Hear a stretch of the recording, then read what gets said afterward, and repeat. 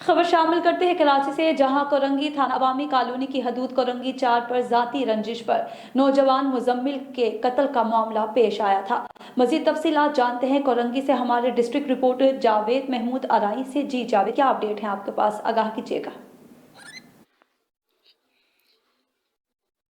जी बिल्कुल। मोरका 21 जनवरी 2023 को कुरंगी नंबर 4 के करीब फायरिंग के नतीजे में जाती रंजिश पर फायरिंग से नौजवान के कत्ल का मामला पेश आया था। वाकया का मुकदमा मकतूल मुजम्मिल के वालिद मुनव्वर हुसैन की मुद्दत में थाना अवामी कॉलोनी में दर्ज किया जा चुका है और मकतूल मुजम्मिल के वालिद की मुद्दत में मुकदमा उबैद नामी शख्स समेत 2 नामजद मुल्जिमान के खिलाफ दर्ज किया गया है।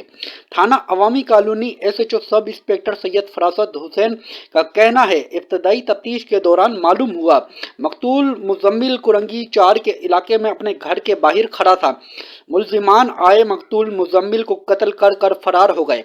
लड़की के कशा से मकतूल मुजम्मिल ने इसके शोहर से तलाक करवा कर खुद शादी की थी और कुछ अरसे बाद मकतूल मुजम्मिल ने भी लड़की के कशा को तलाक दे दी थी और लड़की के कशा मकतूल मुजम्मिल की शादी पर लड़की के कशा का भाई उबैद नामी शख्स नाखुश था। मुकदमे में कत्ल की दिफात शामिल की गई है। थाना Awami colony SHO sub inspector Syed Farasat Hussain का कहना है, मुल्जिमान की तलाश का अमल जारी है, मुल्जिमान को जल्द गिरफ्तार कर लिया जाएगा। Report Javed Mehmood Arain, district reporter, royal news TV, Karachi.